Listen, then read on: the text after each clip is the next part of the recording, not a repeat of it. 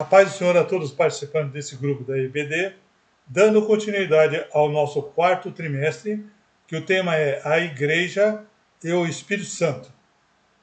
Essa revista foi escrita pelo bispo Oídes José do Carmo. A lição número 6, os dons de poder.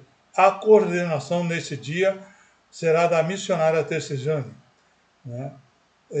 Será ministrada no dia 6/11 de 2022. Aí o tópico 3 é Operação de Maravilhas.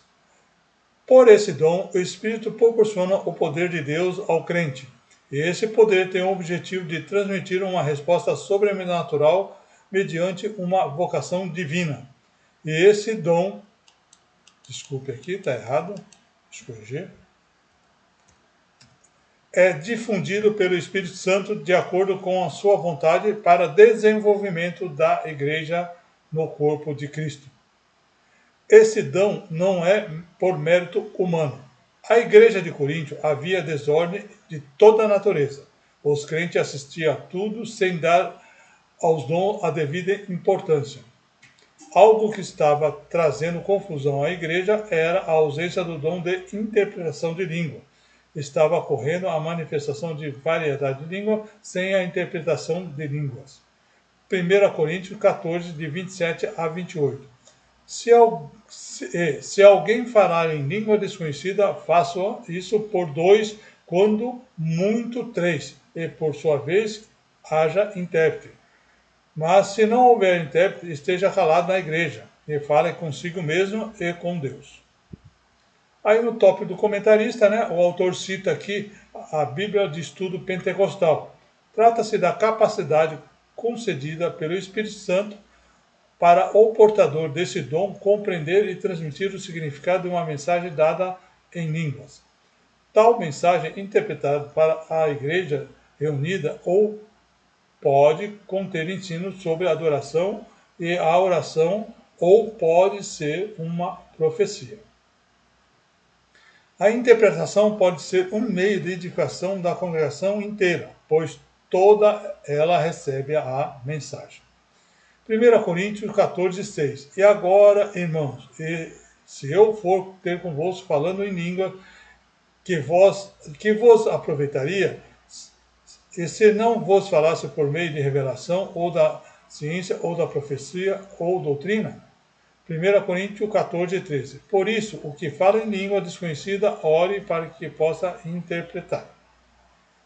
1 Coríntios 14, 16. De outra maneira, se tu bem disser com espírito, como dirás que ocupa lugar em luto, o amém sobre a tua ação de graça, visto que não sabe o que dizem.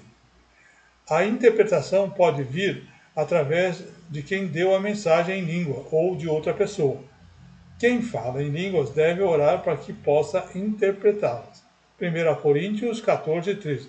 Por isso, o que fala em língua, ore para que possa interpretar. Aí no item 2.3, o dom de interpretação de línguas está sujeito a outro dom. O dom de interpretação, desculpe, deixa eu corrigir aqui. O dom de interpretação de língua não atua só, ele sempre estará atrelado a um outro dom, variedade de línguas. O autor cita aqui o pastor Elinaldo Renovato.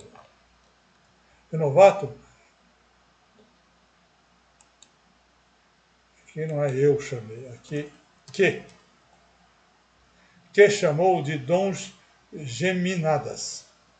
Geminadas vem de gêmeos, que são duplos.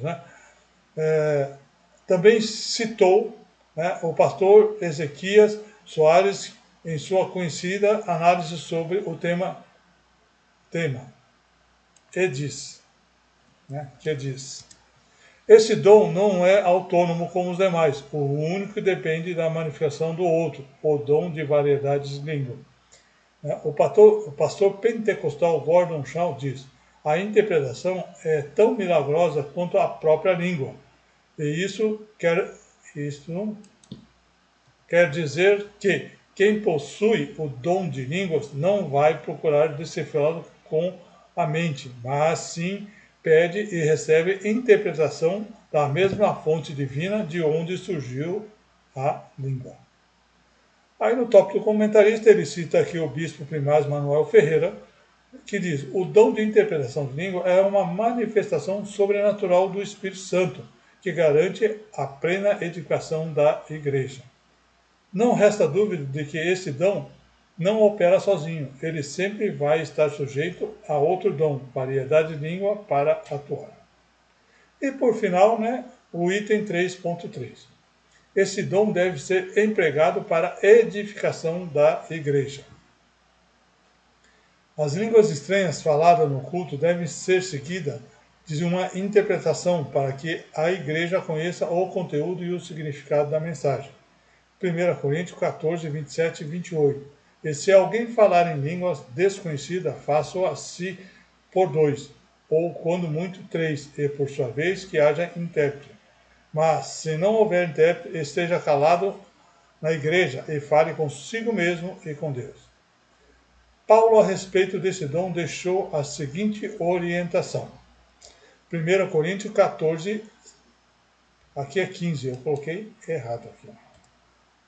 14, 5. Né? Então vamos lá.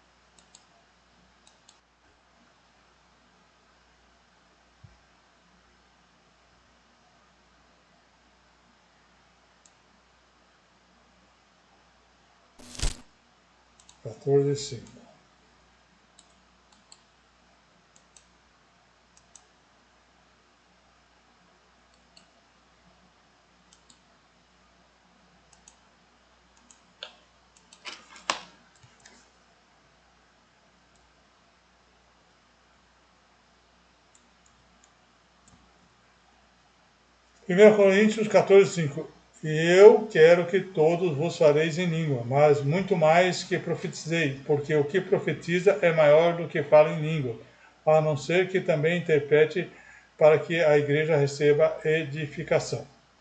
Tá? Aí no tópico do comentarista, o autor cita novamente Stanley Holt, que diz: o dom de língua precisa de interpretação para ser eficaz na igreja. Alguns ensinam que, por estarem listadas por último, esses dons são de menores importância. Deixa eu colocar isso. Importância. Semelhante conclusão é insustentável. Né? Bem, aqui nós terminamos então o tópico número 3. Muito obrigado por assistir. Aguardo todos na lição número 7, que é os dons de elocução. Até lá, se Deus assim permitir.